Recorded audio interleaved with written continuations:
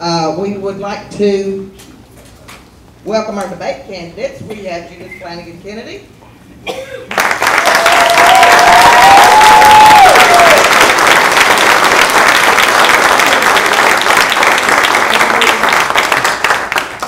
We have John Timothy Phelan,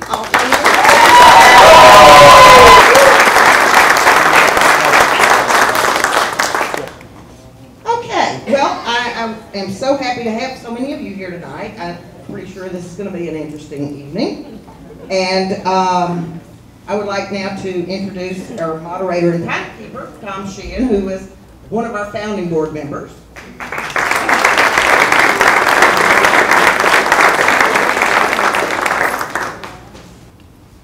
And now I will ask Mr. Sheehan to present the rules of the debate and proceed. Thanks, Mary. It's just an honor and a privilege to be asked to moderate this debate again. We started 4 years ago, and the title of that debate was, "What is your vision for a revitalized Lynn?" And judging from the energy in this room, I'd say we accomplished that. Here are the debate rules, and Stephen Dwyer is our timekeeper. He's in the green shirt up front. Each candidate will be allowed 5 minutes for introductions. Candidates will present in order by a coin toss. One will be heads, one will be tails. A yellow flag will be displayed by the timekeeper 15 seconds before time is up. A red flag will be displayed when time has ended. Moderator, me, will ask questions which have been submitted anonymously by voters in the community. I'm a little nervous here, so bear with me. The first question will go to the candidate whose introduction was second. Further questions will then rotate between candidates to answer first. Each candidate will have up to 3 minutes to answer each question. Candidates will be allowed up to 2 minutes to respond or rebut statements by their contender, in addition to his or her 3 minutes. Following approximately 75 minutes of debate, each candidate will be allowed 3 minutes to make his or her closing statement. Coin toss will determine which candidate is first with presenting closing remarks. Candidates who do not respect timekeeping rules may be disqualified from participating in the remainder of the debate. Yellow, red flag timekeeping will apply throughout.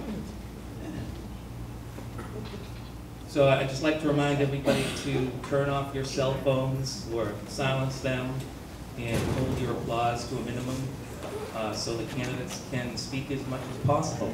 Thank you, Tom. Can everybody hear me? Yes. Mary, thank you very much. It's an honor to be here as a candidate seeking the office of mayor. I'd also like to give a special thanks to my wife, Stacy, who's here today, and my daughter, Megan, who didn't know that I was going to embarrass her. But I grew up in Lynn. I'm born and raised in the city of Lynn. My family's been in the city of Lynn since about 1800. My family has decided to stay in the city because we love the city. I grew up right around the corner on Kings Beach Road. I lived there all the way through college until I got married and decided to have children with my wife. My parents lived there for over 45 years. I went to the Brickett School right around the corner. I went to Easton Junior High School when it was still named Easton Junior High School, and Lynn English High School. I went on to Providence College and New England School of Law. I'm a practicing attorney. I am a former prosecutor in the Suffolk County District Attorney's Office. I worked as an attorney for Neighborhood Legal Services in Lynn. I've been a substitute school teacher in the Lynn Public School System, a tutor for North Shore Community College. I'm a member of the American Bar Association, the United States Federal District Court, and the United States Court of Military Appeals. I think in the information you can see a wide range of civic organizations that I've been involved with over the years. I was a former member of the Lynn School Committee for 4 years and have been on the Lynn City Council for 18 years and been the president since 2006. When I stand here tonight, I'm humbled by both you and the task before me. I'm grateful for the opportunity that this great city gives me to seek public office, yet mindful of the challenges that we face together as a city. And it's a difficult but noble task to move our growing city forward. But with a growing city comes growing responsibilities. Over the years as an elected official, I have intentionally and deliberately not become affiliated with any independent organization, with any group, with any association, because I've always wanted to remain independent. I'm beholden to nobody except the people of the city of Lynn.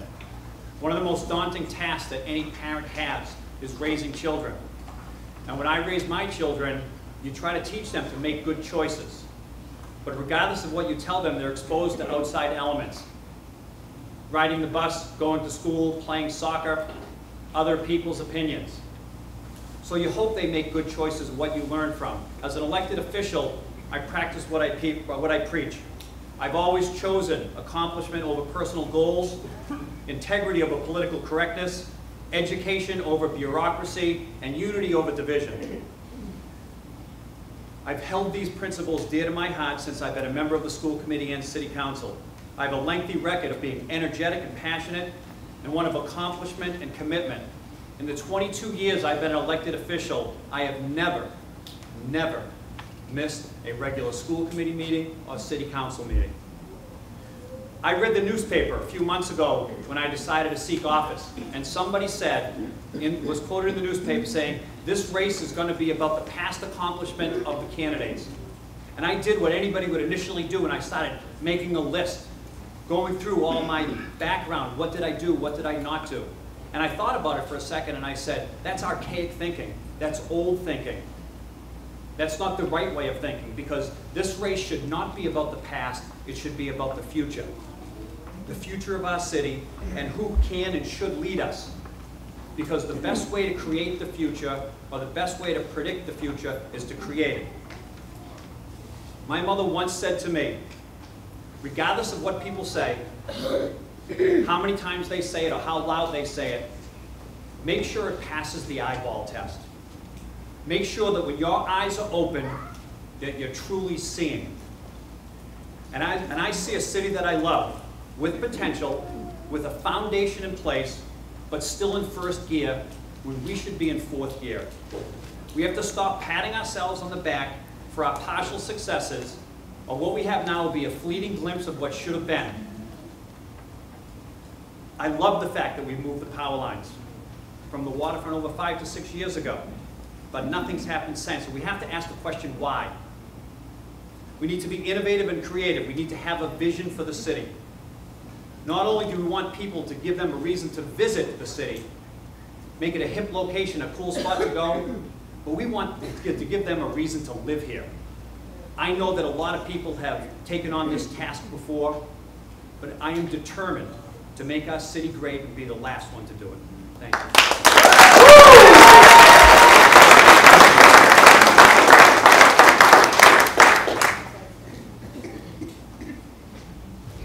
Hi, everybody. I'm Judy Flanagan Kennedy, and I am currently the incumbent mayor, having taken office in January of 2010. I'd like to, first of all, thank the Lynn Community Association and Mary and Tom for all the work they're doing on this debate and have done in debates past. I'd also like to thank all of you in the audience for taking time out of your schedules to come and hear our points of view tonight. And a particular thank you to my supporters who gave me such a warm welcome outside on the way in. I appreciate that. For those of you who really don't know me very well, let me give you a basic background. And I often refer to myself as Councilor Phelan's counterpart from West Lynn. We are both approximately the same age. Happy birthday, Tim. I was born July 20th, and he was born in August, so he's 2 weeks younger than I am. Anyway, I grew up in West Lynn. I went to the public schools, Lincoln School Elementary, junior high school, and I graduated from Lynn Classical High School in 1980. Then I went to Tufts, where I graduated magna cum laude with a double major in psychology and classical studies. And from there I went on to the University of Pennsylvania Law School, where I graduated in 1987. I practiced law for 14 years, and then when my children were starting to get active, I decided I was not going to commute to my firm in Braintree, but I wanted to stay around Lynn so I could be around home with my children. Now, I can't even believe it, but my son Colin is 17 years old, and my daughter Lynn, who's in the audience, audience is 15 years old. Colin is a senior at Lynn English High School, and Mia is a sophomore at Lynn English High School. My husband Kevin, who I've been married to for almost 19 years, is also in the audience. I entered Lynn politics in 1991 as a writing candidate for school committee, and I served on the school committee for 3 terms. After that, I went to the city council, and I was elected as a councilor at large, first of my 5 terms that I served on that body. And then in 2009, I ran a write-in campaign for mayor, and eventually was successful in that endeavor, and I've served in that capacity since 2010. So my first term did not get off to a very auspicious start financially. I was given only $350,000 in reserve funds. Now, as you hear during the course of tonight, I was able to build that up to over $16 million in free cash over the course of the 4 years. But my starting point was $350,000. Then 2 days after I took office, on January 6, 2010, I got a notice from the Supreme Judicial Court of Massachusetts. That's the SJC, it's the court of last resort. They informed me that the city of Lynn had lost its appeal on a case that involved police officers and back pay, and that I owed the police $400,000. So things were not looking so great for me at the beginning. Health insurance costs were out of control. Contracts were just being renewed without being put out to bid to see if we could get better bang for our buck, so to speak. And I didn't have a mentor to turn to. Mayor Clancy was not happy that he had been unseated after 8 years in office, so I couldn't turn to him. And Mayor McManus, who had served 5 terms prior to that as mayor, had passed away. So I really did have to figure a lot of this out on my own, but I think in a way that was a good thing because I didn't have somebody else's rules to play by. I got to create my own rules. So one of the first things I tackled was the health insurance. We were able to impact bargain with all of the unions in the city, and we saved about $4 million that first year on the city's health insurance costs. And we have continued to keep that cost low by continuing along with that arrangement to present day. I have also been able to make some really smart financial choices so that the city has had a balanced budget for the last 4 years. We have not had any layoffs for the last 4 years. And we, as I said, at one point had over $16 million in free cash. Some of that was used to reduce the tax levy. A lot of it went to schools, which I'm sure will come up later on in the debate. As far as quality of life things, we have worked on everything from reverse 911, which you didn't have before I took office, to a dog park, which we didn't have before I took office, to an automated trash system, which is going to be implemented at the beginning of next year, to businesses like Kettle Cuisine and Market Basket coming in, and I have been flagged. So I would thank you all once again for attending, and I look forward to a great night.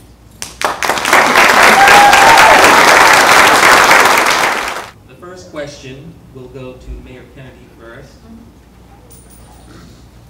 Currently, there are approximately 600 housing units for sale in the city. What would you do as mayor in order to make Lynn more attractive to those looking to buy a home in this area?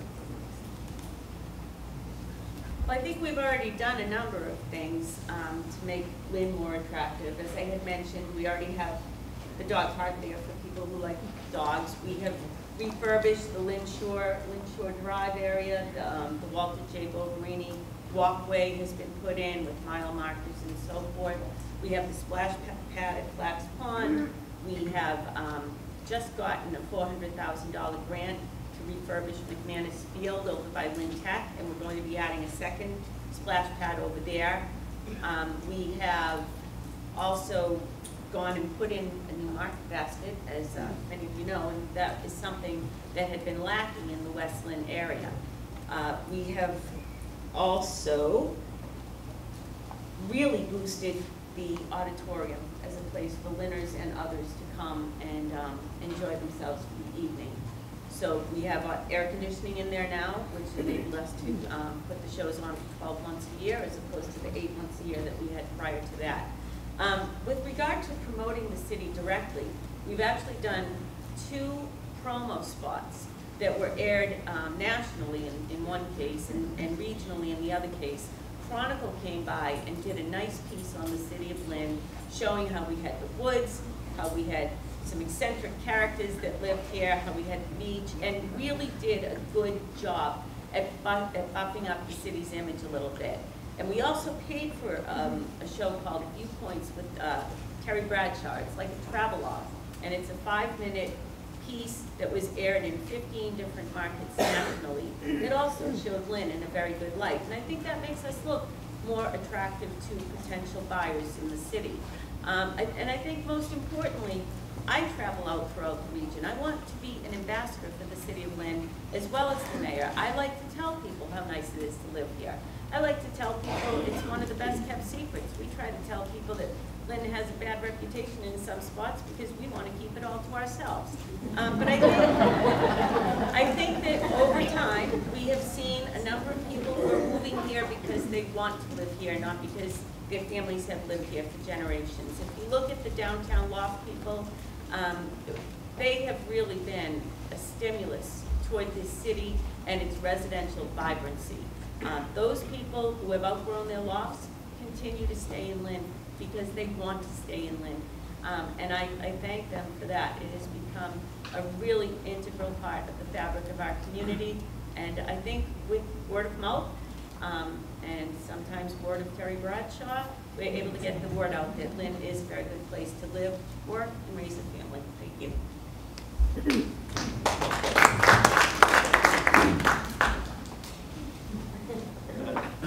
Thank you, Tom. I have a different perspective of that question.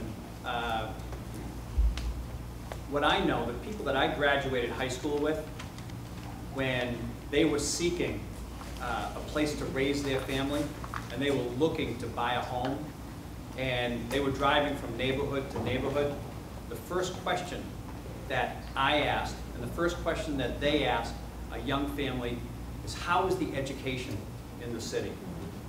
And we have 600 units, according to that question, housing units available right now.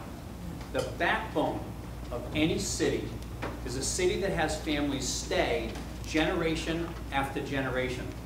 What you don't want is you don't want somebody that's raised in the city to move out of the city. Someone that was born in the Highlands, or born in Ward 1, or born in Veterans Village, and went to Lynn Classical, buying a home in Peabody, buying a home in Salem. You know, somebody told me a couple weeks ago that, you know, there's a Facebook page. You should check it out, Former Lynners. You know, and it was supposed to be a positive thing, but to me, I didn't look at that as a positive thing. Maybe that's the way they keep in touch. If you want people to stay in the city, we have to improve the education in our school system, and we have to build their infrastructure from the bottom up. Because that's the first thing people ask, and that's how you get people to stay. And we can, with all due respect, market, advertise, you know, put videos out with, you know, Terry Bradshaw, which is nice, but people aren't going to buy in the city because they see a slogan someplace. They're going to buy in the city because they want to live here, and there are good reasons to live here. Thank you. When we graduated high school, that was 33 years ago. And there were a lot of reasons to move out of Lynn 33 years ago. And I think that a lot of those reasons are beginning to disappear. The crime rate is down 4% this year as of December of 2012, and the Lynn Police Report on major crimes in the city of Lynn. I attribute a lot of that to beefing up the police force again. We had been at around 163 uniformed officers when I took office. We're now up to 190. We now have SROs in all of the middle schools, and we now have CLTs, the bike police. They're in every sector of the city. We've had a lot of help with the gang advocates, not gang advocates, but anti-gang advocates, street advocates, like Antonio Gutierrez, who has been in those places where these kids are, and who have worked to straighten them out and get them back on the right path and get them education and training and a means to become productive citizens. So I do agree that Councilor Phelan is correct when he says 33 years ago people were fleeing. I don't see people fleeing anymore. I see people staying here because they want to stay here. and I think that trend will continue as we keep improving the city and its image. I also have been a big advocate of SRO offices in the school system. They really do a lot of good things for all the kids. They teach them a wide range of things. But wouldn't it be a goal to have a school system that we don't need SRO offices? That we don't have to have a police presence in our school?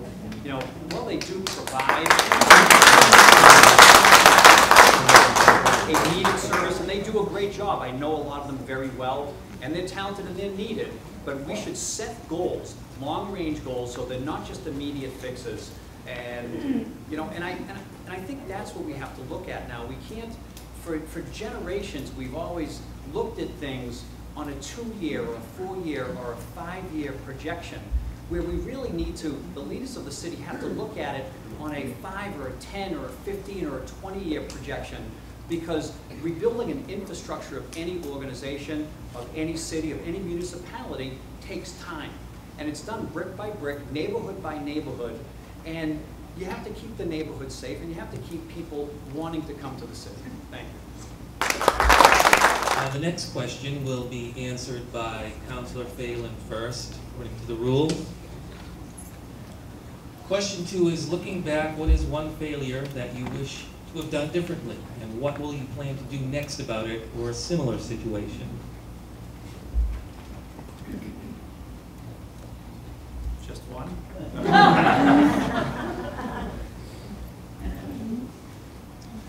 You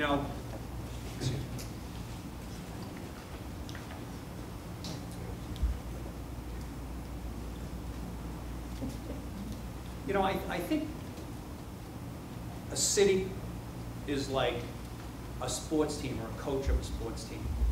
That the leaders of the city get too much credit when things go good and too much blame when things go bad, just like a coach. In a city, nothing happens individually. Nothing is accomplished by one person. No one person is at blame, or one person gets the credit for everything that's happening good in the city. You know, have I made mistakes in the past? Absolutely. You know, will I make mistakes in the future? I absolutely will. But I do them with a clear conscience when I make those decisions.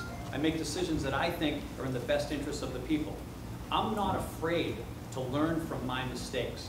I'm not afraid if I had bad communication with somebody or I gave poor advice. I take constructive criticism very well. I'm not one of those people that's stubborn and will not change their mind because somebody has a better opinion. One of the things that I do as a city council president, regardless of whether I agree or I disagree, no opinion is ever suppressed on the city council floor or with the city council. I know that I'm always able to learn from anybody at all ages. I learn from my children. I do. Children unknowingly teach their parents things. You know, and that's something that I try to recognize as I grow up. You know, it's a question on the, to be honest with you, on the, immediately, I know there are many mistakes that I made, and I'll probably think of one in a moment or two, and I'll stand up and answer that. Right now, I think that's my answer.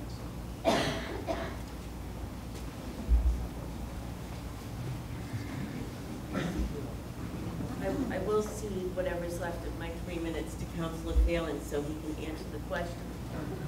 However, I think one of the things that I most regret is, if you remember several years ago, we had a couple of pit bull attacks in the city, and they both took place around Memorial Day weekend. And then the council created an ordinance that would ban pit bulls and have them, well, not ban them, but have them under greater scrutiny than other dogs, and have them required to go to obedience classes and good canine citizenship classes. And I'm very big on upholding the law as it is written. And as a lawyer, I understand the Constitution, and I understand rights, and I understand when laws cross the line. In that case, my head told me that the ordinance could not pass constitutional muster, but my heart told me that people had gotten hurt by these dogs. And I struggled with that ordinance, I believe, for the full 10 days that it was on my desk, until I finally let my heart win out, and I signed the ordinance. And since that time, I've gotten to know plenty of pit bulls and pit bull owners, and if I were able to do that differently today, I think I would have vetoed that ordinance. I should not have let my heart rule my head. And as I said, I will cede the rest of my time to Councilor Phelan. Thank you. I've actually thought of something in the meantime, and I'll, you know, in full disclosure, I was actually the person that wrote and drafted the pit bull muzzle ordinance, and there were a number of horrific attacks, and through the research that I did, I was very comfortable with the having muzzles put on pit bulls out in the public, and I'm not afraid to stand by that. I know that bothers people, but I'm a principled person. That's where I stood. But looking back, I think that what I should have done with the former mayor when there was debate to the construction of Lynn Classical High School, where Lynn Classical High School was built slab on grade, where it should have gone down to pylons. Pylons, if they went down to the bedrock, we wouldn't have the ongoing and continuing problem that we have at Lynn Classical now. We've already had an insurance settlement, I believe, of, I think it was $14 million, which we put into the school to fix, and we're going to have, for the next 30 years, need to put a substantial amount of money more into that. At the time, the former mayor, this was a couple of mayors ago, indicated that he wanted to use that excess money to build the Ford Annex. And he was well-intentioned, and I wish I was more knowledgeable, spent a little more time understanding the engineering concepts, because in hindsight, because we were getting 90% reimbursement on the building of the school, excuse me, 80% reimbursement on the building of the school, it would have cost us $80,000 only to avoid the problems that we've had at that time. So I should have educated myself more when it came to engineering at the time point, and you know, and I learned my lesson. Okay, according to the 2005-2009 American Community Survey, Lynn has a median income significantly below the region and state. The median household income in Lynn is $41,000 compared to $64,000 for Essex County and $64,000 for Massachusetts. As mayor, what would be your strategy for raising Lynn's median income level in relation to the rest of Essex County and the state? Well, first of all, we have to understand that Lynn is not a bedroom community. Lynn is the urban center of the North Shore and of Essex County, and we are always going to have the recent arrivals to the United States, some of the people who are in need of social services, because the social services will be located in an urban center such as Lynn. However, for those who are here, we can certainly help to raise their standard of living and their ability to earn a living wage. I worked with the New Lynn Coalition to get the machinist training program back in the city of Lynn. I've talked with Mary Saris from the WIB, the Workforce Investment Board, about the lack of skilled machinists that are here in the North Shore area. That is a job where people can make upwards of $90,000 a year if they are properly skilled. I also worked with Lynn Tech. Originally, they dispensed with their machinist program, but they then listened to some of the alumni who told them to get away from the pre-engineering that they had turned to and go back to some of the skilled machine basics that people would need as well. That has been reinstituted in the technical high school. I think we should open up Lynn Tech to outside students so that we can get more money from them, let them see that Lynn is a good place to work, and we will have that educated person coming into the city to work. I have also brought in businesses such as Market Basket. That is not generally going to be a lot of full-time jobs, but it will give kids an opportunity to start to learn what it's like to show up on time, to be respectful to the customer, to be respectful to their bosses. We have Kettle Cuisine, which is bringing in 200 jobs to the city of Lynn. They held a work fair to recruit people from the city of Lynn to work over there. We have also had a number of changes made to the summer jobs program in the city of Lynn. It used to be that if you knew somebody and you were connected to somebody in City Hall, you were 16 years old, you could get a job. I changed that. Now we do it by lottery, so that every student who wants to come in and have a summer job, their name goes on to an index card. We do this in room 302 of City Hall, where anybody from the public can see the index cards with the names on them. They go into the canister that we use to pick ballot positions, and that's how children are chosen for the summer jobs now. It gives them the opportunity to see what it's like to earn a living. And I think when we start kids out young and have them be responsible and have them feel how good it is to get a paycheck, we're helping the city as a whole grow and thrive. And thank you for that.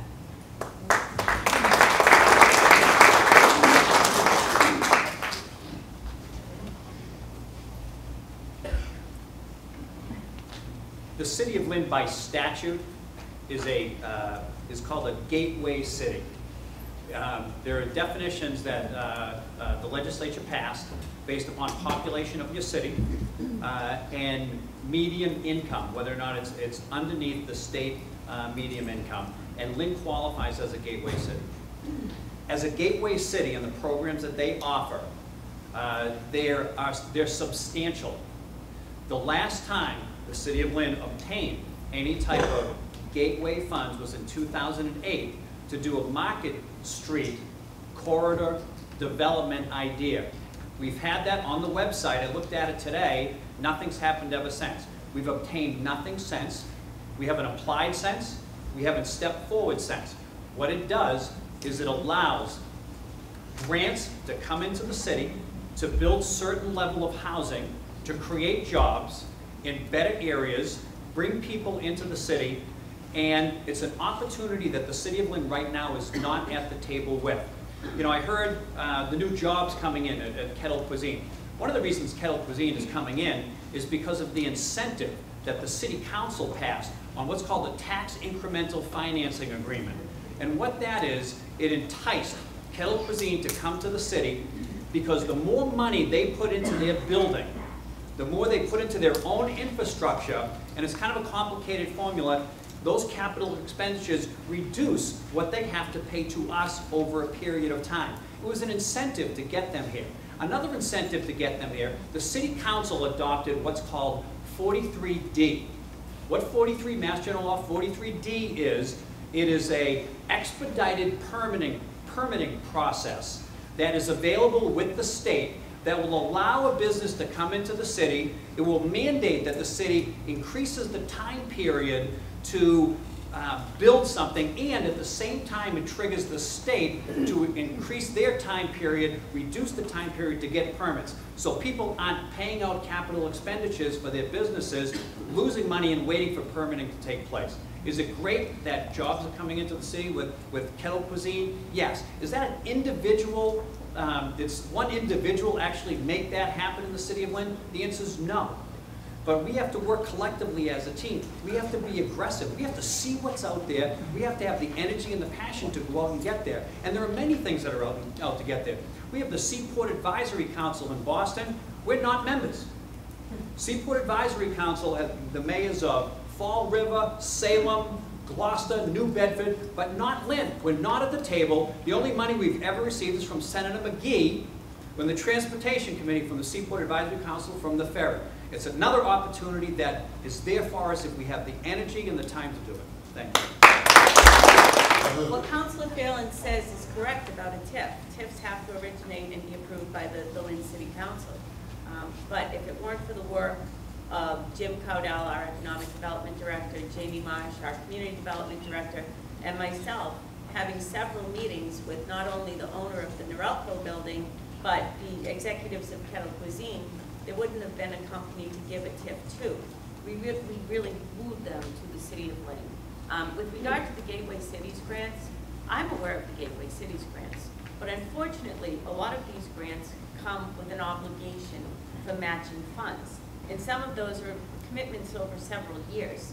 And I'm not prepared to commit the city's money, the taxpayers' money, with a speculative grant. I want to make sure that I am comfortable with engaging myself in a long-term obligation, and that I'm comfortable that the taxpayers are going to be able to pay for that long-term obligation. And so far, I have not seen anything within the Great Gateway Cities program that I would be willing to do that for. Question 4 goes to Councilor Phelan. Our school district is a level 4 failing district where 50% of the schools are level 3 and 2 schools are level 4. Since 2010, 5 schools have dropped level 3 status. 4 of them dropped from level 1 to level 3. This is in addition to the 7 schools that have been and still are level 3. What changes do you plan on making to ensure that our schools and student performance do not continue to decline and that they finally begin to improve? Thank you. I think that's a great question. I do have some interesting insight. My wife Stacy is the program specialist at the Connery Elementary School, and it's a level 4 school. And she was at the Tracy, was brought over there, and they put a team together to try to get them off of level 4. The principal was moved, almost the entire staff was moved, and a new staff was brought in. They now, which is also the Harrington School, they have additional resources that are at those schools that other schools don't have. They have a very successful social worker program that's in there, trying to get parents more involved in the school system.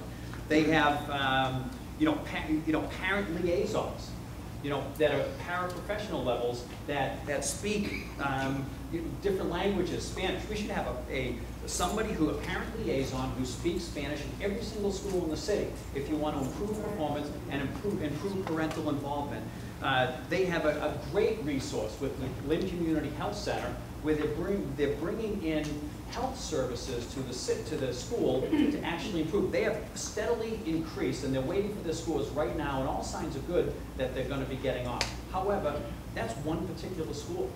And the only reason they're getting the resources right now is because of their failing status. What we have to do is be proactive and give those resources before you become a level 4 school. And that's the difference. Too often and for too long we've been reactive instead of proactive when it comes to education. The foundation of everything, anything in any city is education. I don't care if it's housing, community development, crime, the basis for everything is education. And it has to start there, and if you don't put money into the educational environment, everything is going to fail.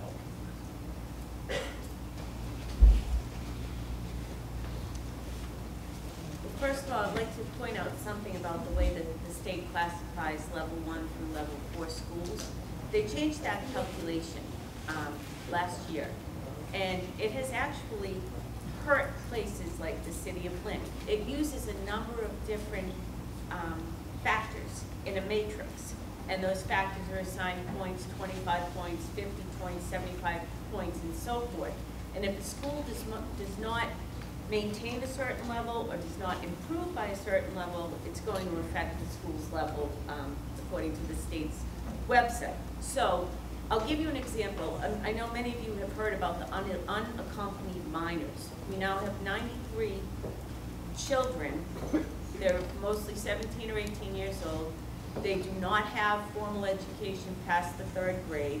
We certainly cannot put them in a 3rd grade classroom. We start them out as freshmen.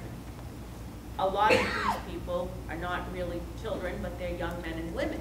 And what they'll do is they'll drop out of school when the weather gets good in April or May, and they'll go and work for the summer, and then they'll come back in September, and they'll drop out the following May.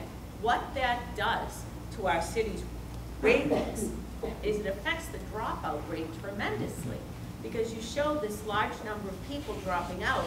So say we had 20 people drop out in June 2012, May 2012. They re-enlist in September of 2012, and then they drop out again in May of 2013. That's not 20 dropouts for the system, that's 40 dropouts for the system. It's not really fair to places like the city of Lynn, the way it's calculated. But we do have a number of other initiatives that we've been doing to improve students' test scores and to give a better all-around education experience. We have a program called No Adam, which is in the elementary schools. And it started out as a pilot in just a couple of the schools. Science scores were going through the roof in those schools. So it's now been expanded to, I think it's all the elementary schools this year, if not this year, next year. We also have in some of those level 4 schools something called a wraparound zone initiative. And the concept behind that is to get partners from throughout the community, bring the social workers in, bring the family service members in, bring the pharmacists in there, in order for the child's physical, educational, emotional needs are all being met at the school. It's a lot to put on the school, but it also shows in healthier children. It shows in more attentive parents, and that can only help to improve the schools. And another initiative that I'd like you all to be aware of is that School Committee Mangallo has suggested that we put some renewed emphasis on our gifted and talented programs. As you may know, we had Project Summit for about 30 years. The school committee is looking to expand those programs to include more gifted and talented children. Thank you. You know, I'm not an expert, but I don't think that 20 people dropping out of school would make an entire school system a level 4 school system. Regardless of where those children may or may not come from, they're entitled to an education. You know, and that's what America was built on. And we can't turn our back on those people. We have to actually open the doors and allow them in. When I was on the school committee, we instituted, and it was my initiative, what was called the Hartwood Institute Ethics Curriculum Pilot Program. And what it was at the elementary school level that across the city, that students would read Caldecott award-winning books as part of the curriculum that taught ethics, character, and integrity. It was very successful during that time period that we were here. I think we have to get back to that type of thinking to try to bring people in. The other thing that I would like to see increased is we always talk about the students, we always talk about the funding, but what about our teachers? Where's the professional development? We do have certain levels of professional development and things are going great, but is that scrutinized? Should that be expanded? Should we do an audit or analysis of that to make sure that we're getting the most from our teachers? What I hear all the time are the teachers are so straight out that they need an additional prep period so they have time to prepare for their classes. It's like going to work not prepared doesn't make sense to me. So what we have to do is we have to look at everything all-encompassing from the inside out and get back to basics. Thank you. The next question goes to Mayor Kennedy first. Please explain your position on the Lynn Homeowners Bill of Rights. Why would it be good or bad for the city?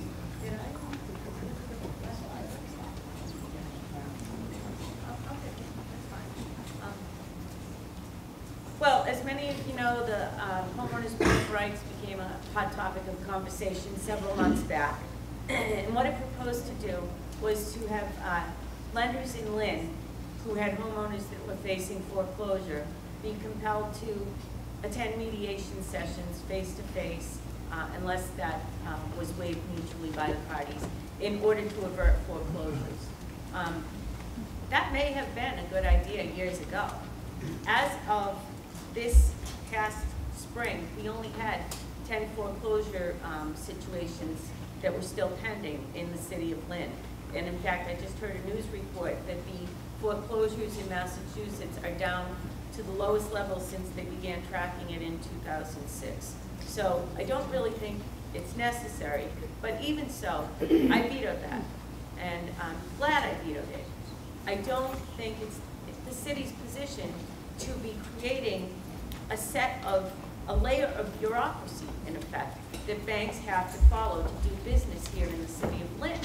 And if every city and town in Massachusetts were to pass their own version of this, we would have 351 different sets of rules for the banks, the lenders to follow. I think it discourages the lenders from lending to people in the city of Lynn. And I'll tell you too, there were protesters outside my window when I vetoed the Homeowners Bill of Rights.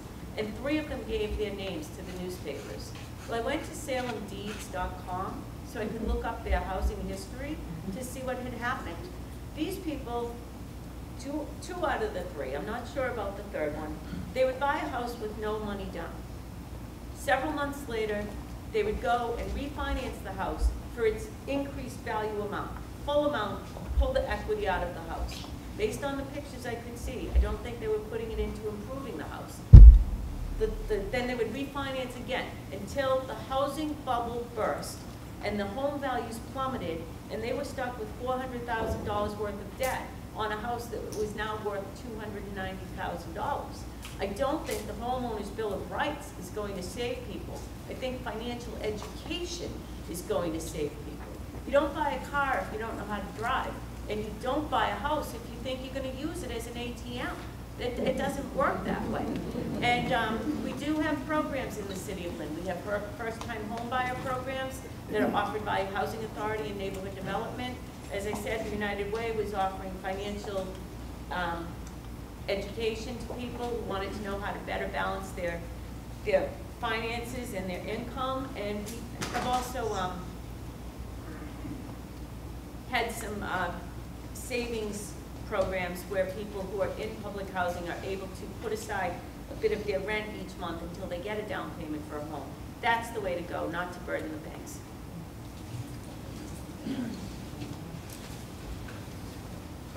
Thank you. I'm not sure if everybody knows, but that Homeowner Bill of Rights was sponsored by myself and Councilor Capano.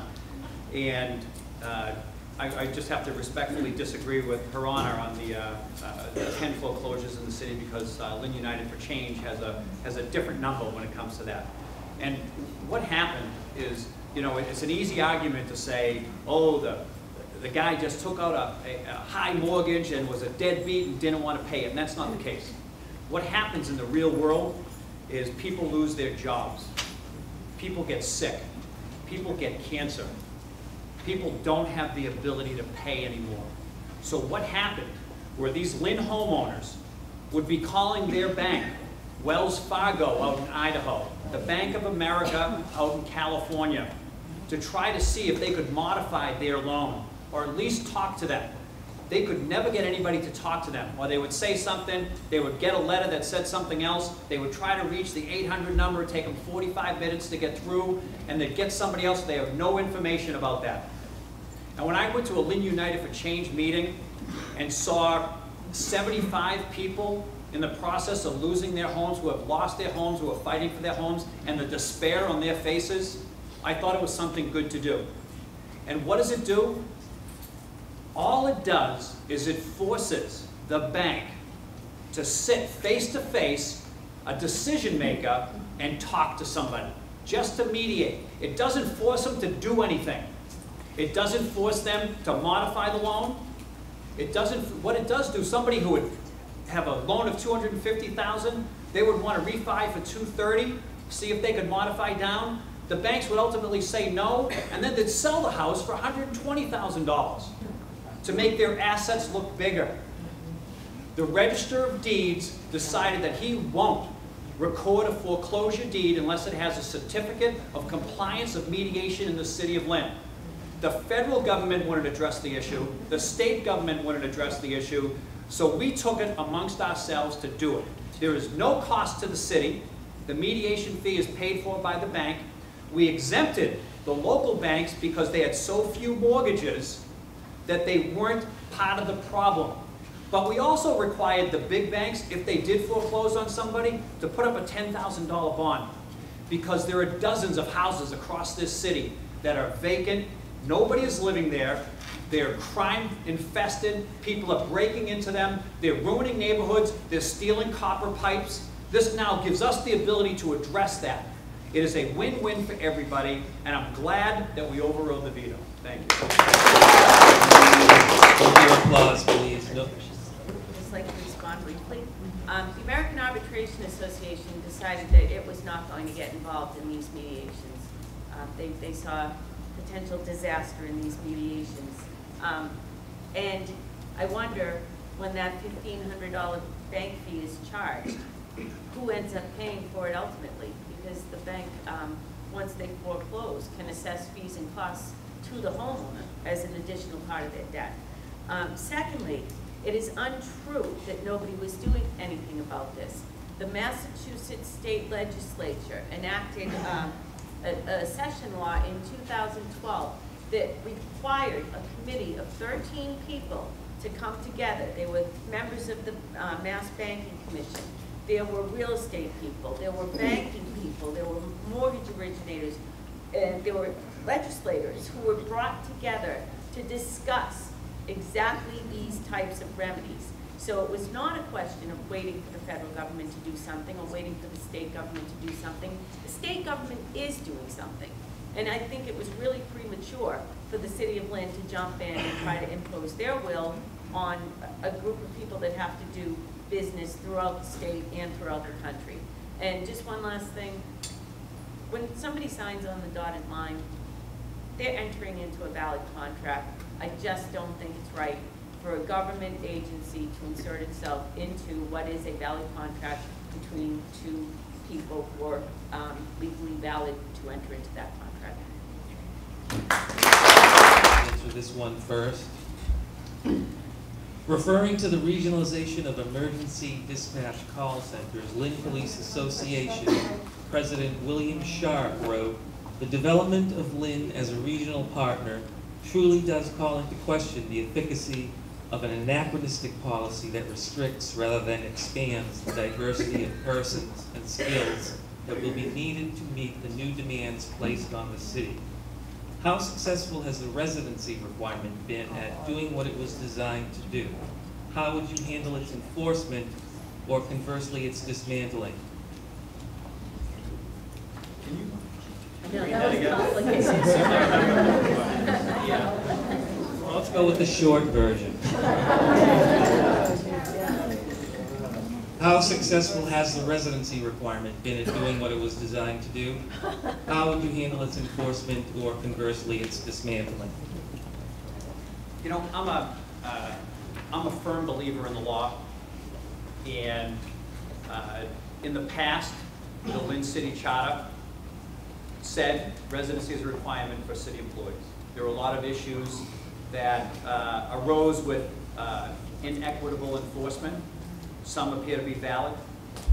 The Lynn Police Association took it to court, and they won. And what they won was the ability to collectively bargain that issue with the mayor. The mayor collectively bargained that issue, and now after 10 years, if you live in the city, you live, whether it's police department, if you live there 10 consecutive years while you're an employee, you have the legal right to move out. That's the law of the land right now, and I support that as the law of the land. When the law was different, I supported that law. You know, and the second part of the question, how would you handle its enforcement or conversely its dismantling? You know, there is the Residency Compliance Commission that's in place. They're supposed to you know, maintain oversight that somebody doesn't move out early or other employees. But, you know, residency, when I first, somebody would come to me years ago, you know, and say, you know, I'm going to be a police officer, I'm trying to do it. And I said, well, you know, the residency, and everybody would like it. And then a few years later, people would want to move out. And the issue was always about, can we let it, is it residency, is it enforced, or is it not enforced? And I think we're asking the wrong question. And the question to me about residency now is why? Why do they want to move out? Why don't they want to move in? You know, why is residency such a big issue if we're trying to develop our city? That's the question that we need to ask. Why do we have to force them to stay in the first place? Shouldn't they want to stay? And until we ask that question, then we're not going to move forward as a city, or answer that question, we're not going to move forward as a city. Thank you. Well, I can tell you, first of all, how not to enforce residency. When I first took office, I wanted to find out what was going on, how they were bringing people before the Residency Compliance Commission. And I found out that the city of Lynn, in the 2 years prior to that, had spent $60,000 on private detectives to follow their employees around, to see where they went, to sleep at night, Furthermore, when I started to see the complaints that came into Residency Commission, the Residency Compliance Commission, it was all drop a dime stuff. I'm getting divorced, and oh, by the way, my husband moved up to Boxford. Here's his address. Go after him. And I just thought that wasn't the right way to go about it. Furthermore, again, I've said I don't like government being involved in a lot of things that it doesn't belong in. And we had a discussion about that just now with the Homeowners Bill of Rights. I think two people entering a contract, government stays out of that. The same thing with residency. I don't think anybody should be told by the government where to live. If they're doing a good job for the city, and if the government is able to pay for them, they should be able to go home wherever they want to go home to.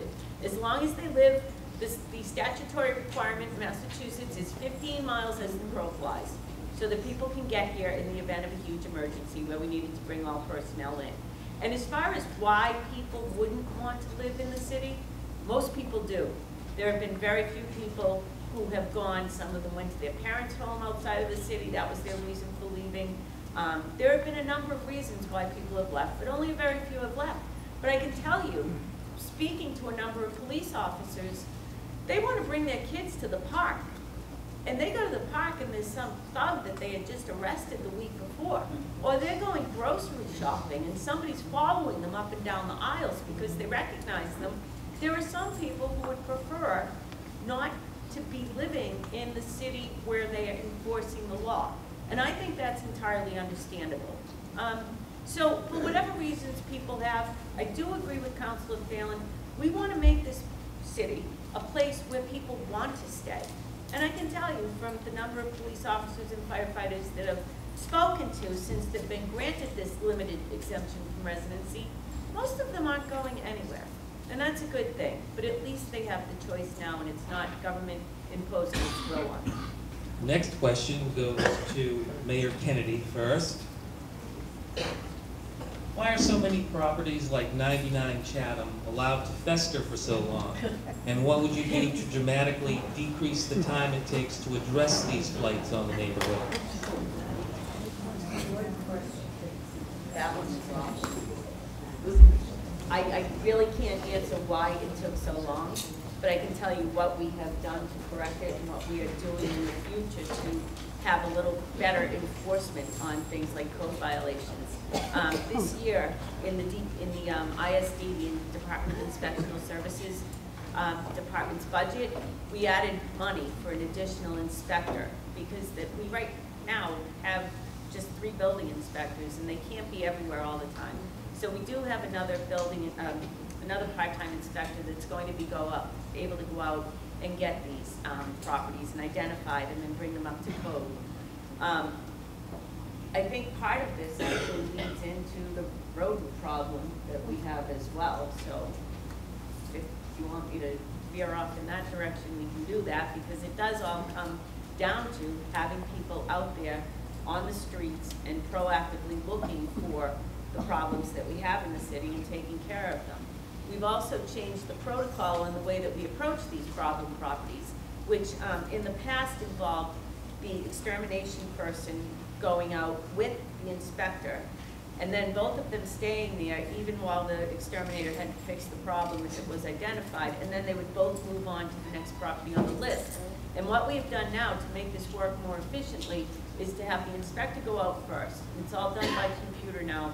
They go out, if they identify a problem property, the exterminator follows behind. But in the meantime, the inspector can go ahead onto the second property, and we can get far more efficient that way.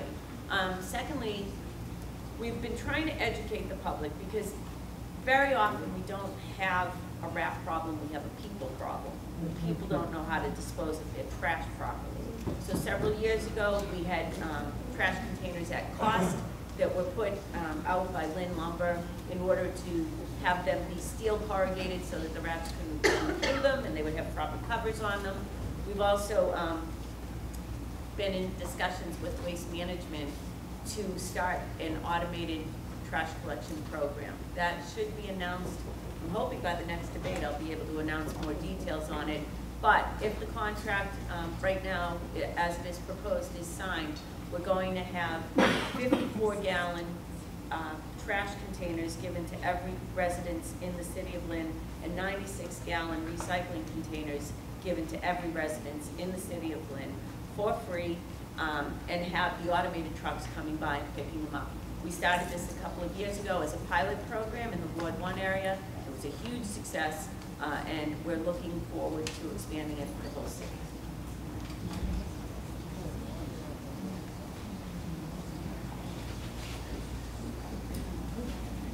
Thank you. One of the problems that we see on the city council, a lot of the ward councilors, is that a lot of the houses are rented and they have absentee landlords. And the landlords only care about collecting their paycheck. They get their paycheck, they live out of town, they don't care what their tenants do or don't do on their property. So we as a city council have done a number of different things to try to address the problems. The first thing we do is we realize we will constantly call the health department. And they will go out there with the limited resources that they have, and they fine them. And we don't get anything from the fines. So what the council does is actually we vote and we have a public hearing to demolish the house. It's the only time that we ever get the owner to actually respond and come to us because there's a public hearing, because if they don't do it, we're going to tear down their house. We find that we have to hit them in the pocketbook. It's the only way to get their attention. And we've been successful in doing that. We've also adopted Mass General Law 40U. And what that does is it allows the city to attach any and all municipal lien, so where health code violations or building code violations are not being paid, we can attach it to the property legally so it will mandate them to pay it. Now when it comes to waste management, I have a different idea.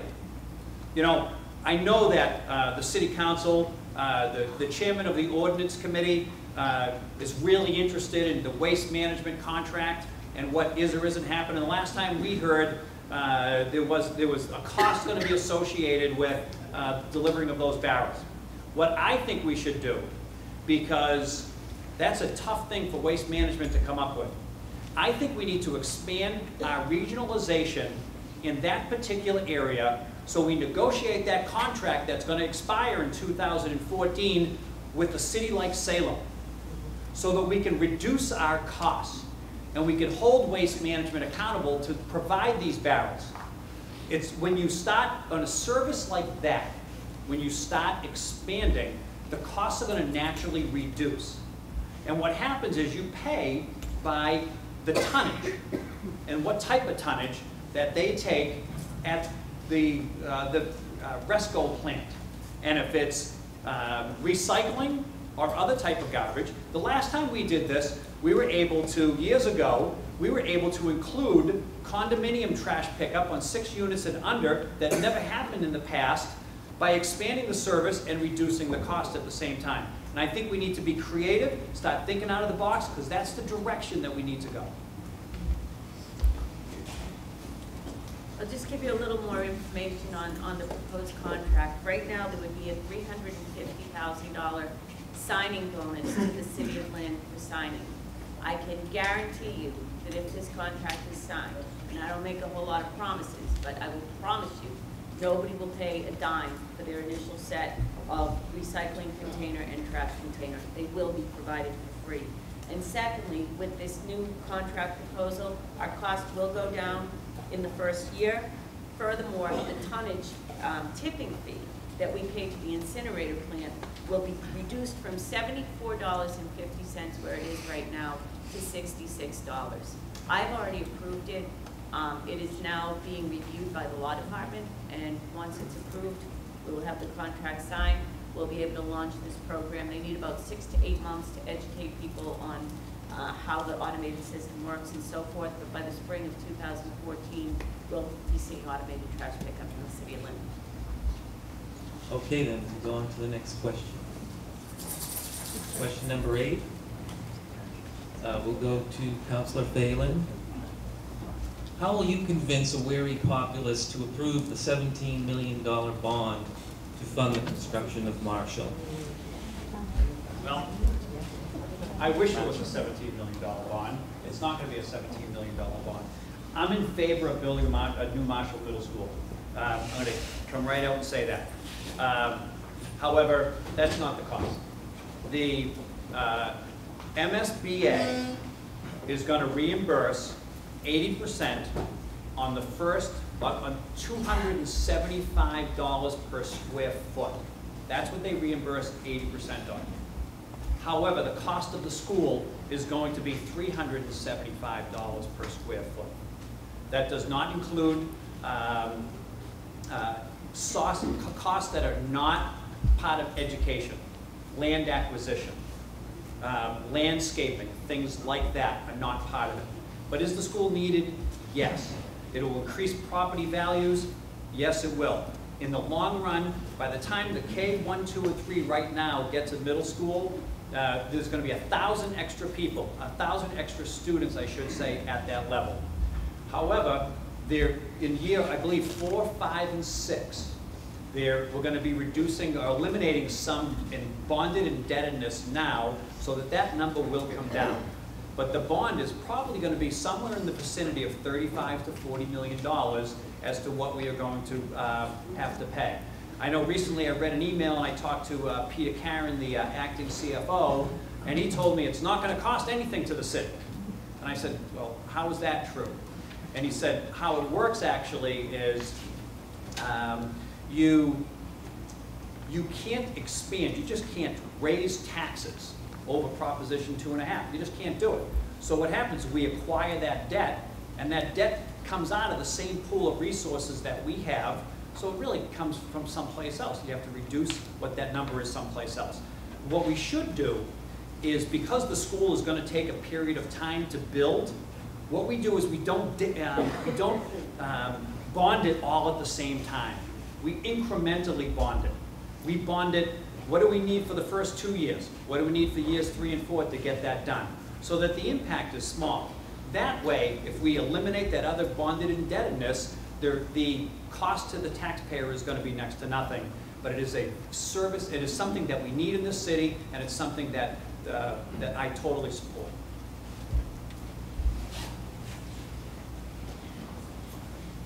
I think the best way to convince the voters and the taxpayers that we need a new Marshall Middle School is to offer tours in the Marshall Middle School. If any of you have seen the inside of it, it is a very, very tired building. And in fact, the item a couple of weeks ago ran some very telling pictures. And if people aren't willing to invest in their schools, as Councilor Phelan has indicated, our schools are a very important indicator of what we are like as a community. And this building is just falling apart. The second reason why I believe it's vitally important that the voters approve this is we're going to need a middle school anyway. We're either going to pay 20% or we're going to pay 100%. But we have to build a school. Thirdly, Marshall's approval is a prerequisite for Pickering's approval. Pickering is also in the MSBA pipeline right now, and without getting Marshall fixed first, the MSBA, the Mass School Building Authority, will not advance the Pickering Middle School. So even if you don't live in Ward 3, there is a reason for you to be voting in favor of the Marshall plan. I don't need to be getting into history there, but you will benefit by having the Pickering project advanced. Just another thing, the 275 square foot reimbursement amount is correct. We are limited. However, our construction costs are not $375 a square foot. The last time I checked, they were $325 a square foot, which is still excess. We still have to pay the $50 that we go above and beyond, but there is no way to reduce that cost. That is the going rate for building a school, is $325. And the Mass School Building Authority has just not caught up with the times on that. But they have already told us that they will not retroactively increase our amount. So we are stuck with that dollar amount. There will be no increase in the tax bill because we are retiring debt. If many of you remember, in the early 1990s, we had 5 or 6 elementary schools that had major renovations undertaken. that debt is being retired. As that debt is retired, then we can go ahead and fold this new debt into that retired old debt. So nobody should see an increase in their tax bills as a result of Marshall. And lastly, I would disagree with Councilor Phelan's proposal of taking little chunks and bonding it one bit at a time. Right now, we have an excellent rating from the Mass Department of Revenue. We have gone from a BAA1 rating from 1987 to 2009, and then 2010 we got an A1 rating, and I have maintained that A1 rating for 4 years. Interest rates are now in the 3 to 4% range. If we wait 2 years and bond some more, who knows what the cost would be.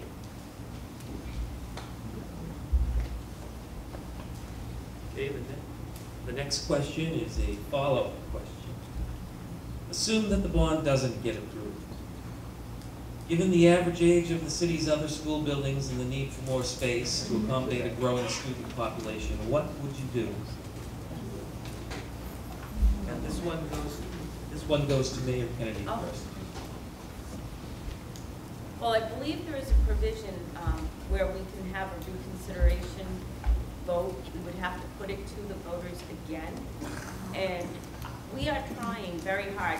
We have set this vote for after school starts because I think that using the schools as a way to deliver the message by having the kids take the information home in their backpacks, the importance of this vote will be brought to the attention of the taxpayers. We've had a number of community meetings on this.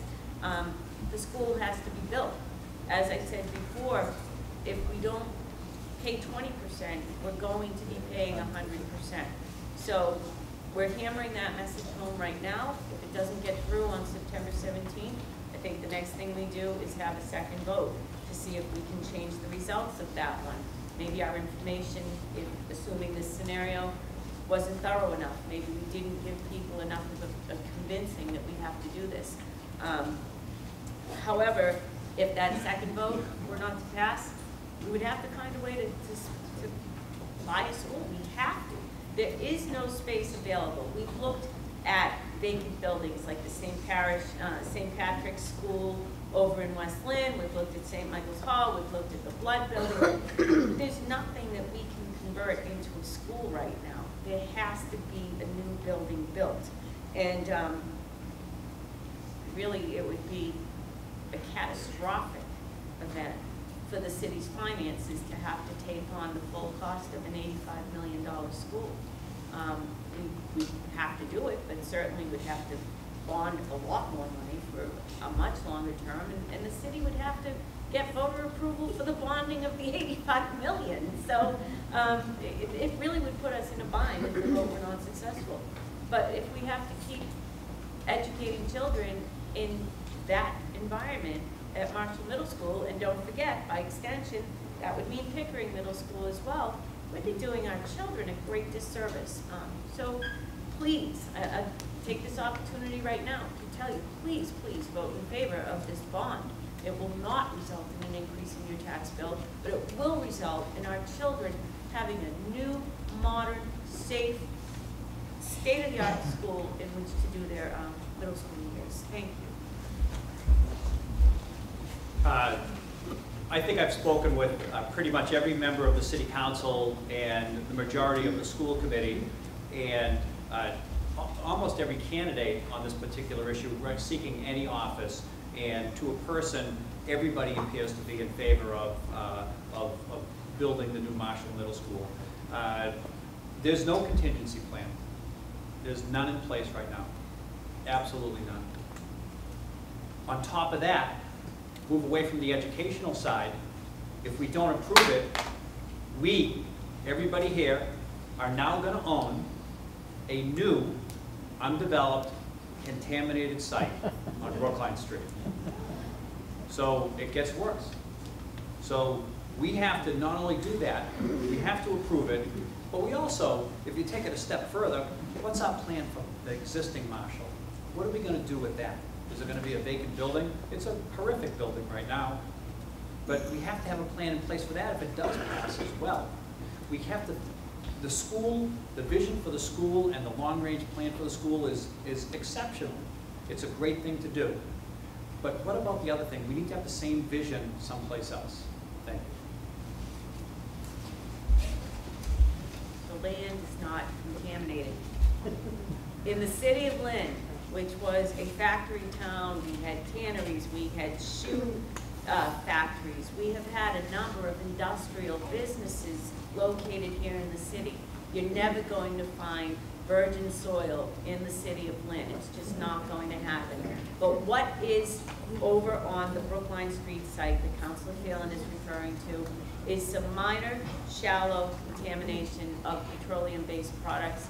It's nothing that's a hazard. It's not located on the part of the land where the school building is going to be located. I would have no problem with sending my children to a school on that site. You are all welcome to come and see the soil sample report that was presented to the ISD, to Mike Donovan. I have a copy of it at my office, and if any of you would like to come down and read the soil report, it is nothing that would prohibit us from locating a school on that property. And as far as there being no long-term plan, I've already told you what the plan is. And there's really nothing the city can do without the residents' help. We put out the first vote. If it doesn't pass, we have a re-vote on it. If that doesn't pass, we're going to have to ask the citizens to bond $85 million. And if that doesn't pass, then our children are stuck going back to the same old Marshall Middle School until people get fed up with it. And at that point, we go back to the drawing, to the start line with the MSBA. We have to start the whole process over again.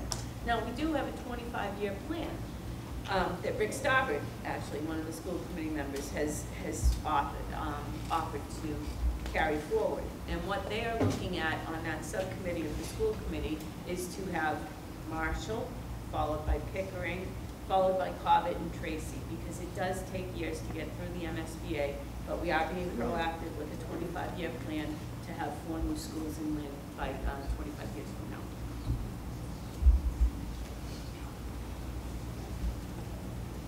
Okay, we can go on to the next question, and I believe this one Councilor Phelan will answer first. What specific things would you do to improve the DPW and inspectional services effectiveness in serving a community the size and demographics of Lynn?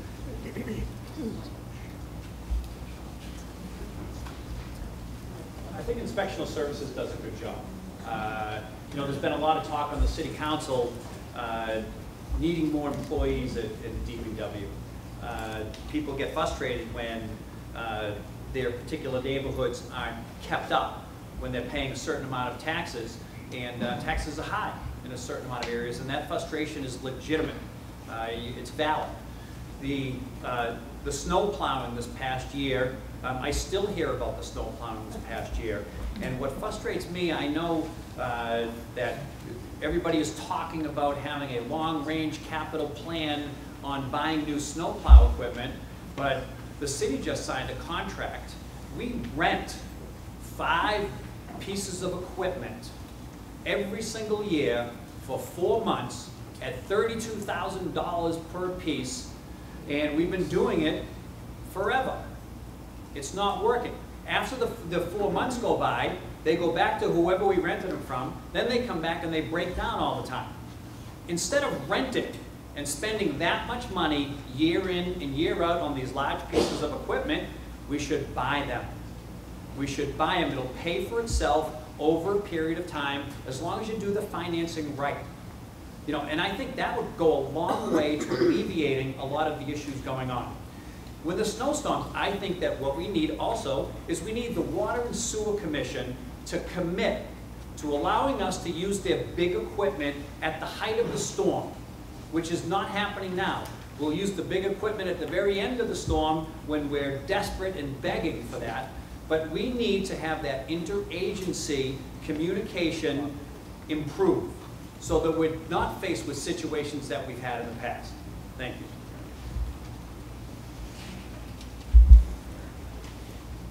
First of all, I'd agree that ISD is in pretty good shape, and we've come a long way with getting some online renewals of permits and so forth. They have really done a great job with the number of personnel that they have.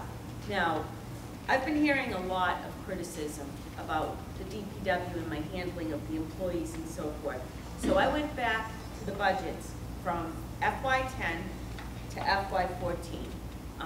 Mayor Clancy was in charge of the FY10 budget. That was drafted and submitted to the Lynn City Council in the spring of 2009.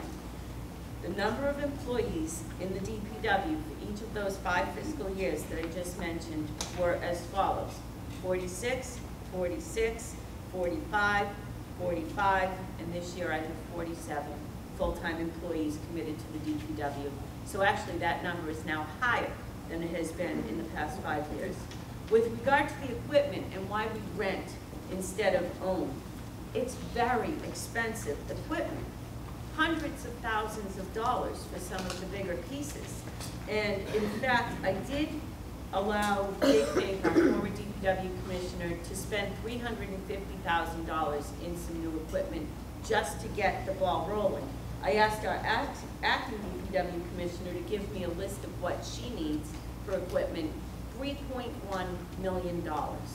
And that's something that has to be replaced on an ongoing basis. Now what I've done is I've created within the fire department a vehicle replacement line item.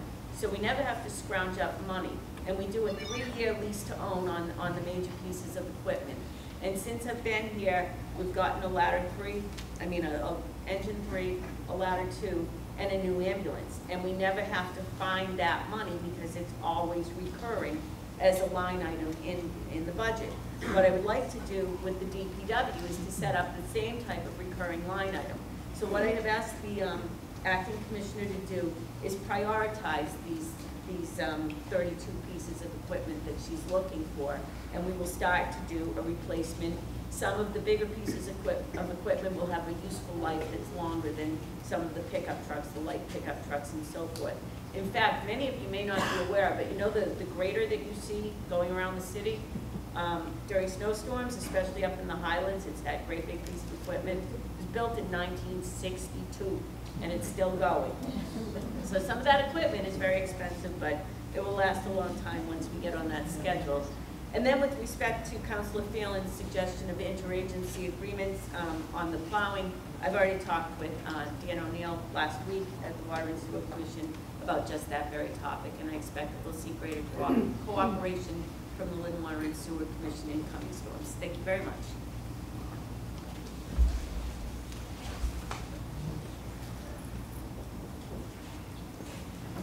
Okay, I think we want to go on to the next question.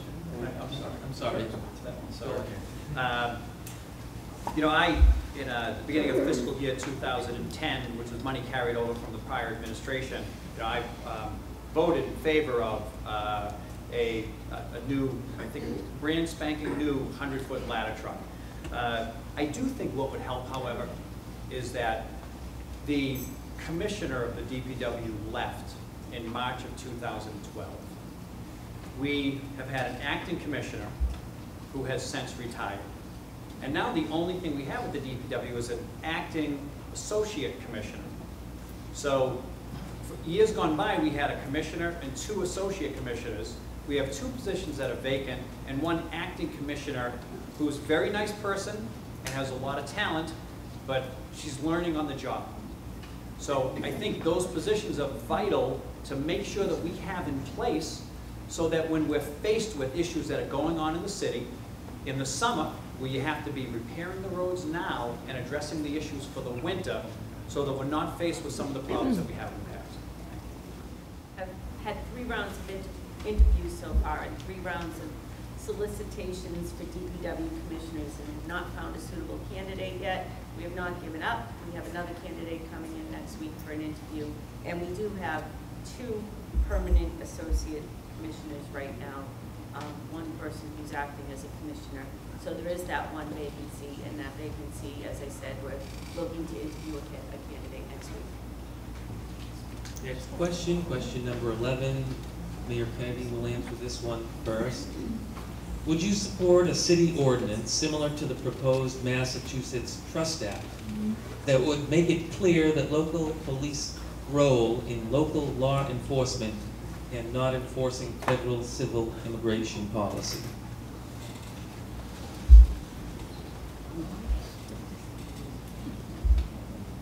The police in the city of Lynn are there primarily to stop crimes against its citizens and the property of its citizens. They are not the Federal Immigration Authority. They are not ICE. They don't want to be ICE. I don't want them to be ICE. We've had a number of difficulties, in fact, with a rash of some larcenies and some purse snatchings and things like that. And one of the reasons why we were having such a rash of these a couple of years ago was because they were being committed against members of our Guatemalan community. A lot of the people in our Guatemalan community did not come here legally. They have jobs that pay them cash. And people, the bad guys who wanted to rob anybody who they knew to be a Guatemalan who worked was likely to know when their payday was, when they would have cash on them. And they were robbing so many of the citizens of that community that we finally, the police chief and I finally decided we had to have a community discussion to say, when you are a victim of a crime, we're not going to take it upon ourselves to look at your immigration status. That is somebody else's job. We are here to make sure that the person who's committing that crime against you or committing that crime against your property will not be doing it again. They are the ones who are violating, and the person, regardless of their immigration status, is a victim here. So I don't remember the exact wording of that. If you can just read the last part about it, not enforcing. Make it clear that the local police role is local law enforcement, not enforcing federal civil immigration policy. We are adhering to that policy right now, even as we speak. That's the way we do things. The police are excellent at preventing crime, at stopping crime. The CLTs have been fantastic about the quality of life issues. It's not up to my police force to have another thing to worry about, namely the immigration status of the citizens here, the residents here. They have enough to do without that. We will leave that to ICE and the federal authorities to deal with. Thank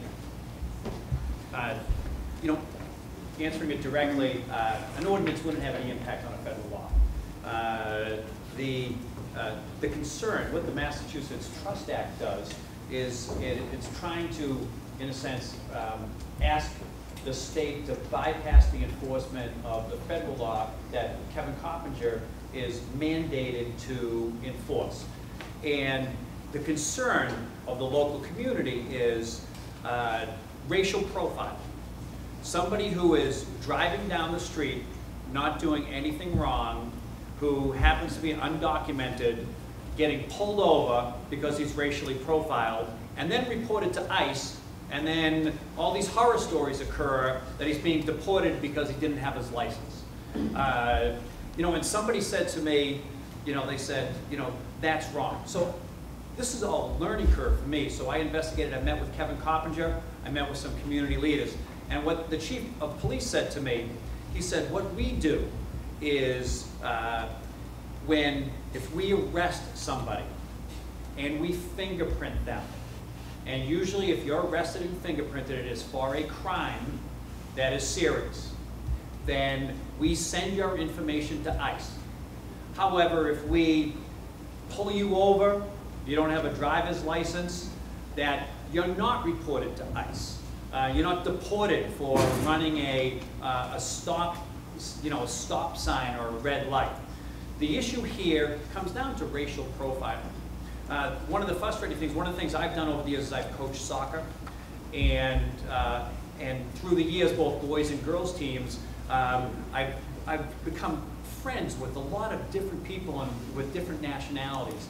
And one person whose brother, two older brothers, a younger brother, went through the Lynn school system, were born in the United States. He, with his mother, went home to Guatemala for a vacation, which she was expecting, happened to be born there. I think it was a couple months early. Came home, went through all the Lynn school system, kindergarten and everything, and when he tried to get in-state tuition at a local college. He was called an undocumented illegal alien. I don't think that's what the law intended, but was that a legitimate issue at the time? It was. So I think what happens, the more important thing is that the communication has to continue between the local community groups, the police department, so that we treat everybody equally in the city of Lynn, and everybody feels welcome. However, if you're a criminal, regardless of whether you're documented, not documented, illegal or not illegal, and you should be deported if you're doing something, I agree with that. Would you like to answer that? Okay. Then we'll go on to the next question to be answered by Councilor Phelan. And this is, well, I'm going to read a little background on this question. In the context of municipal elections, which often see certain areas post much higher voter participation levels than others, what is your campaign strategy in terms of reaching out to voters? How will your campaign reach out to those who might not normally vote in a city and engage residents from all neighborhoods in Lynn in the political process? I'm not going to give Mayor Kennedy my strategies.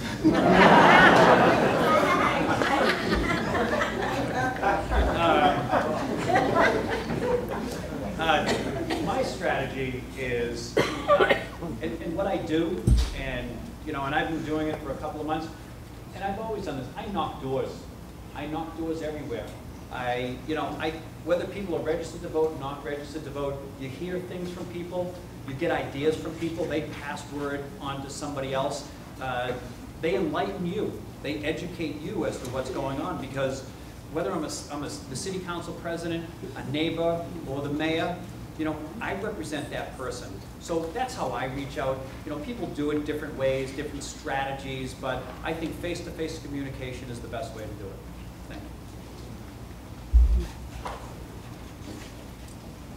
Funny thing is, I was thinking the exact same thing that Councilor Phelan was. I'm not going to tell him what I'm doing. Right? I think my approach is similar, only whereas Councilor Phelan will go and knock on the doors, which I do as well. I go to the places where there are groups of people.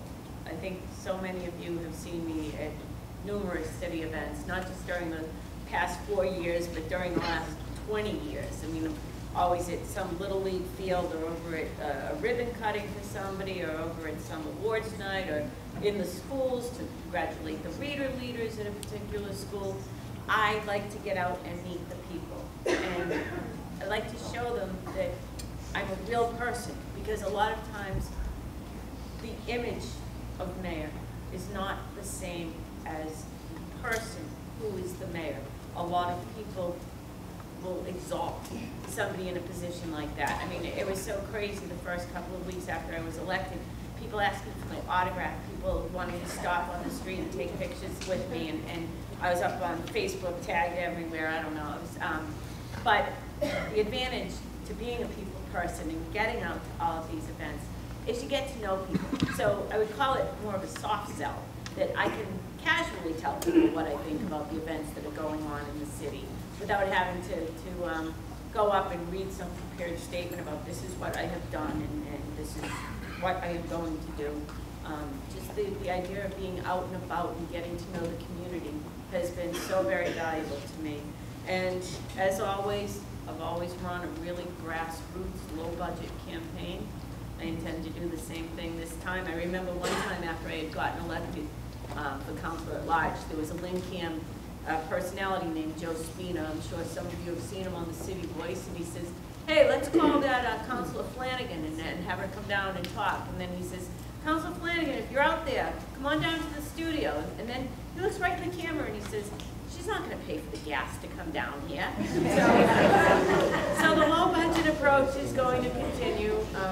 We managed to do the 2009 election on a little over $40,000, and this one might be a little bit more expensive, but I'm very, very cognizant of every dime that my supporters donate, and I want to make sure it's going to good use all the time.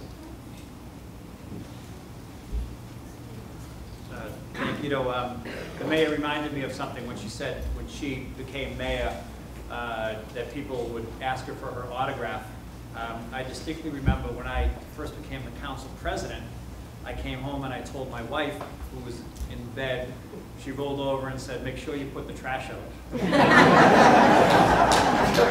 we can move on. Okay, this next one goes to Mayor Kennedy first. When will the Northern Strand Community Trail come through Lynn? I enjoy the Everett and Malden section. I know Saugus and Revere are working on their parts.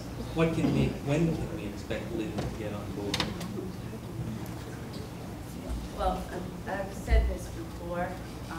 There are a number of concerns I have about that strand. This is commonly known as Bike to the Sea, for those of you who are not familiar with the other name, the Northern Strand Trail. I have met several times with various proponents of Bike to the Sea, and there are a couple of issues that I have.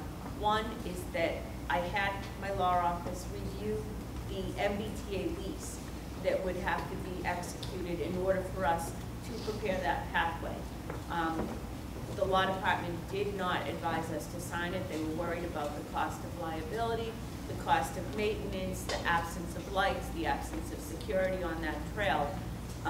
And we reached out to the MBTA to see if there was any way to modify the lease to get more favorable terms, and we were not able to do that. One of the issues I have in particular with it is the fact that this trail will cross several major streets when it comes into Lynn. It will cross at Boston Street, it will cross at Summer Street, it will cross at Western Avenue, and it will cross down on Commercial Street, with a number of bikes going through, particularly on Western Ave, because I live off of Western Avenue. I believe I counted 17 traffic lights between the Salem line and getting down to the Lynn Marsh Road. I think there's already 17 sets of traffic lights.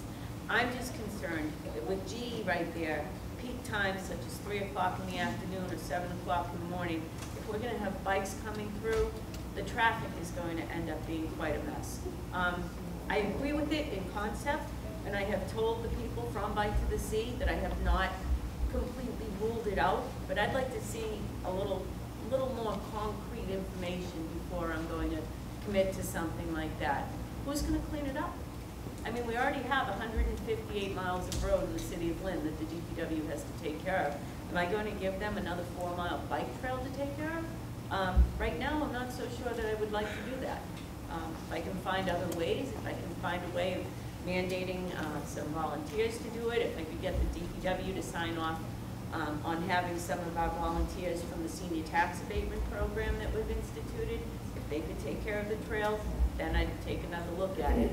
But right now, the idea is just not financially feasible or feasible from a safety point of view as much as I would like it to be.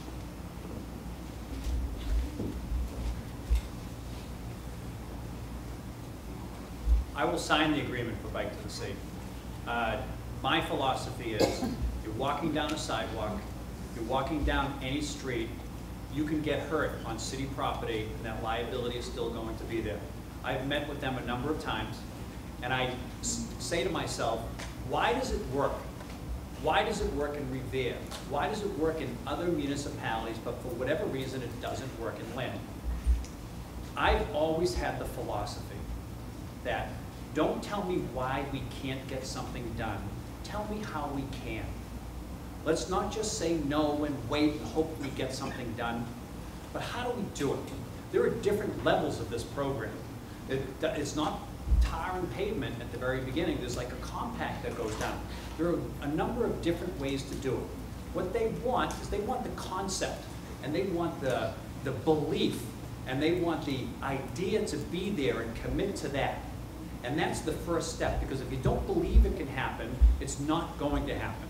And I will support that, and I will make that happen. Thank you. Okay, we have time for one more question. Question number 14, Councilor Phelan. Councilor Phelan, what is your vision for waterfront uses and height limitations? All right. Height limitations are already addressed. The City Council passed a waterfront master plan and a zoning plan. We rezoned the entire waterfront. There are different height restrictions at different portions. Next to Seaport Landing, the height restriction is only the height of what's on Seaport Landing. I think it's 7 stories. I actually had the secretary of the city council go down there, hop in the elevator, and count how many buttons were in there when we were writing that. On the far end, on the Revere side, the height restrictions are higher because we're trying to attract a different type of thing. There are things in the work I can't talk about per agreement that's confidential.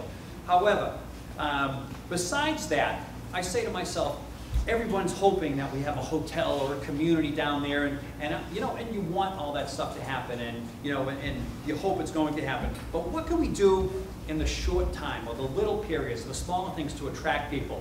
And I look at Seaport Marina. We got a grant from the state, money from the city side, the mayor, the council bonded the last portion of that money to repair the marina. But after we repair the marina, we're in the same situation that we've been in the past. Okay, it's only a matter of time because it barely pays for itself. Should the city be in the business of running a marina?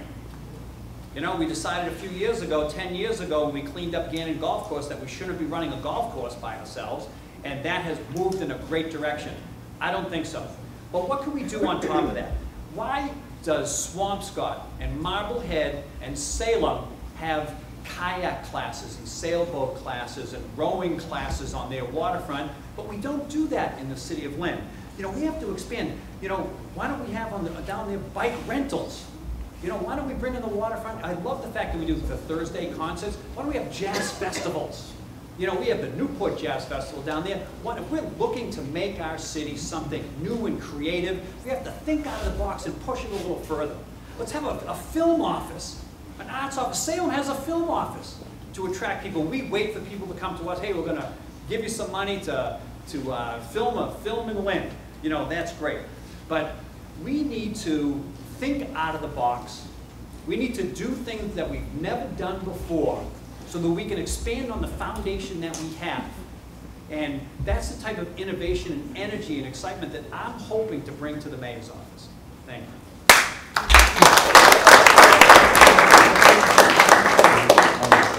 Councilor Phelan mentioned the $500,000 that we've gotten for the wave attenuator through the bonding that recently took place. We also got, just this week, a $267,000 voting infrastructure grant, which is going to be used to improve the marina as well. And we do have a number of unique things that are already taking place down on the waterfront. We have the casino boat back in the city, the Aquasino. They started sailing in late June, and from what I'm hearing from them, it's been a great success. I've heard their advertising on WBZ. They are certainly not limiting their potential audience and their potential patrons to just the Lynn area. They're really reaching out to make this a regional attraction. And as far as not having something like the Newport Jazz Festival down on the marina, we're not going to have anything of that on the waterfront. We're not going to have anything of that scope. If any of you have been to the Newport Jazz Festival, there are 4,000 people in there, and it's in a multi-acre park over at Fort Adams, one of the original forts down in Newport. But we have had the World Folk Festival for a number of years down on the waterfront. If you go down to Red Rock Park, you'll see that there's a Thursday night concert series there. During the summer, we have the movies out on Red Rock Park that will show once or twice during the summer. And as far as the remainder of land that's already down there, we do have active development talks ongoing for the South Harbor. Now, part of that, whether that is coming to fruition or not, is going to be dependent on whether there is a casino okayed for Suffolk Downs. I think that's why people are proceeding cautiously. There are a number of private landowners that own those parcels. It's not just one big parcel, so that people can deal with one parcel, one owner, and one developer. We have multiple parties involved in almost anything you do on the South Harbor.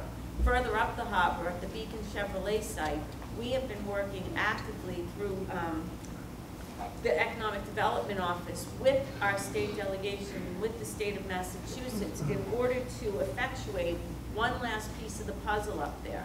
It's all ready to go. It's ready to be marketed for sale. There's just a land swap that has to be approved by the state. Once that land swap is approved, that parcel will be ready to be developed. So development doesn't happen overnight. The power lines were moved in, well, the approval was given in 2007, and they started the removal of them in 2010. But we have been making strides, and we have a number of interested buyers. It's been interesting to see them come around as the recession has tapered off, and we're starting to show a little bit of recovery, and I'm hoping for great things down on the waterfront in the near future.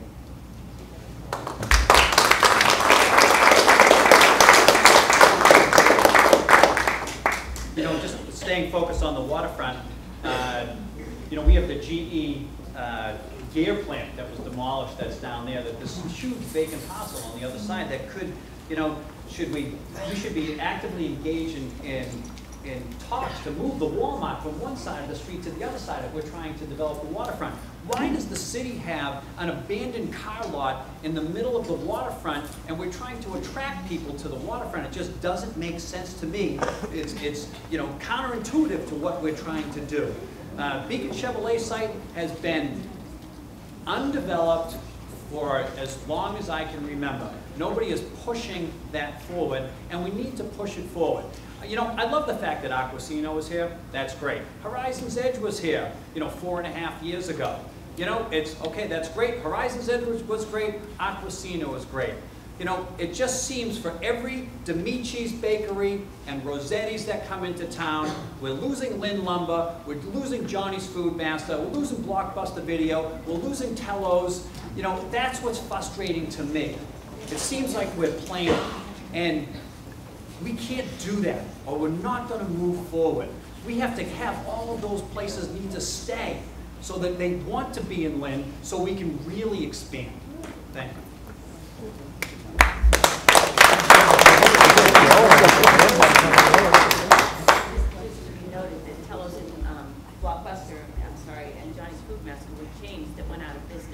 So no amount of planning on the part of the city of Lynn would have kept either Blockbuster or Johnny's Food Master.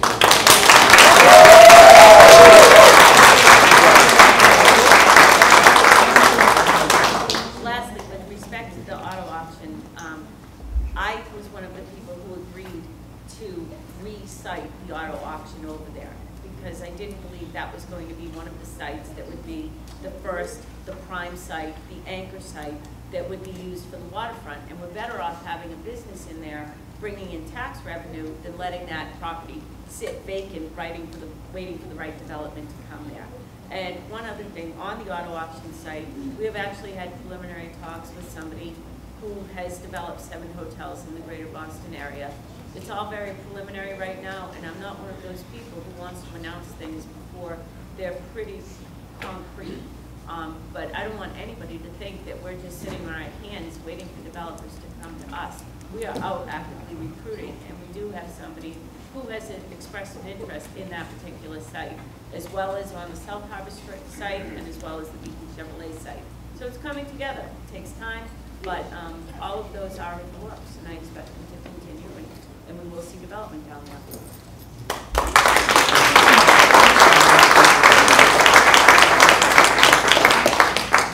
Okay, before we go on to closing statements, I'd just like to thank the candidates for a lively and spirited debate, as well as the audience. Get out, I know everybody in this room will probably get out to vote. Tell your friends to vote, get them to vote too. So the closing statements are 3 minutes, and who goes first will be determined by a coin toss. Councilor Phelan will have heads, Mayor Kennedy will have tails.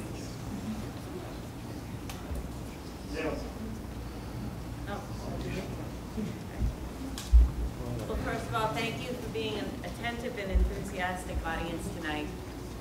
I have to tell you, I love my job. I have the best job in the world, being mayor of the city of Lynn. And I like to prove it, and it can be in big ways, it can be in small ways. We have made so many improvements to this city, with so many more on the horizon. We've straightened out the financial messes in the city. We've gotten rid of the old way of doing things. We've included people. We now have more minorities that are on our boards and commissions than we ever had before. When I was a city councilor, I pressed so that we could get city council meetings on TV for everyone in the city to see, so they knew what their government was doing. When I got to be mayor, I did the same thing for the school committee. We now have school committee meetings on TV. Boards, board meetings, agendas, minutes, budgets, they're all on the city website. We revamped the city website so that everybody could see what was going on. We understand in my administration that this job is not an employment agency, it is a customer services delivery organization. And to that end, we are very responsive to our public and what they want. We started the idea of feedback forms that virtually every office in the city of Lynn has, so that when you, as a member of the public, go in there and you want assistance from that department, if you don't like the customer service you got, you tell us about it. And we are responsive to that because it is you who are our employers. We have also worked to better the quality of life for young and old alike. We have lights put in for night baseball and football practices over at Barry Park. We replaced the lights over at Fry Playground and over at the Bowser Complex over by Breed. Now we're putting in lights over at Wyoma Field for the Wyoma Little League. I've already mentioned the automated trash program that we're looking for going forward. I've also revamped the traffic commission. They used to meet at 7:30 in the morning in a back room they had to be buzzed into. No more. 4 out of 5 of those people are now gone. We have a brand new traffic commission. They've been fantastic about the way they're moving things forward. We are ready to go to automated parking on the Andrew Street parking lot. We are also ready to buy from, actually the city has bought from the Off-Street Parking Commission, the Wyoma Square lot, which is going to be automated as well, and which is going to give us the more parking that we're going to need once that traffic improvement plan gets done in Wyoma Square, because that will be taking away some of the parking spaces. We've done everything from Zumba classes to help the health of the city employees to now the Lynn Food and Fitness Alliance working on a complete streets initiative that is going to make walking easier for those pedestrians and those sport walkers in the city of Lynn. I'll tell you more later at next debate. Thank you very much.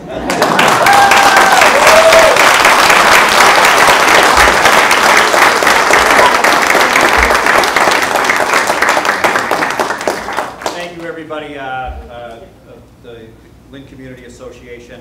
As a member of the City Council, over the years, as I mentioned earlier, I think I've been very, very active. This past year, we passed for the first time in the city's history a Human Rights Commission. We have an ordinance that prohibits the sale of drug paraphernalia in the city of Lynn.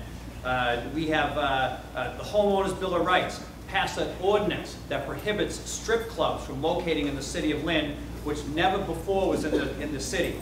The city, you can't eliminate them in their entirety. You have to find a zone for them, like they have up on Peabody on Route 1. So what I did on the city council, allowed them to go to a heavy industrial area, but did something creative in the ordinance that they could do it in a heavy industrial area because that's what the law requires, but they can't have a liquor license. So it, in all likelihood, prevents that from ever coming in. Created the ordinance on the level 3 sex offenders. The Lynn Disability Commission, the first time we've ever had a disability commission. I passed a teen texting ordinance for 17 and 16-year-olds 2 years before the state passed the same law. People ridiculed and blogged about me about it, but I look at that I wasn't afraid to take a chance. If you recall, years ago, put the dental clinic into downtown. We banned teen smoking. It's illegal for teenagers to smoke in the city of Lynn. It's not illegal for teenagers to smoke someplace else. They just can't buy it. One of the first things that we did. The downtown development doesn't occur unless we stop the teen jail for felons that the connected people wanted to put into downtown before we changed the zoning to allow the old buildings to be changed into condominiums. There's a lot of different there. The Hotel Edison, people probably don't remember that I was the driving force. That place was a drug-infested, city-owned hooker hangout. And I wasn't afraid to take on the people. I could go on and on. But I find that the people of the city of Lynn don't ask for much. They ask for good schools, an affordable roof over their head, good, safe neighborhoods to live in, and to make sure that their elected officials aren't wasting their tax dollars and are doing it for the right reasons. That's what I bring. I'm not here to do something personally or to attack somebody during this campaign, but I think when I look at the eyeball test, that we're status quo. As I mentioned in my opening statement, we have a foundation. We're in the first gear, and we need to be in fourth gear. And I think that I will live this job if you give me the opportunity. I will live the life of dedicating myself to doing what's best for the city of Lynn.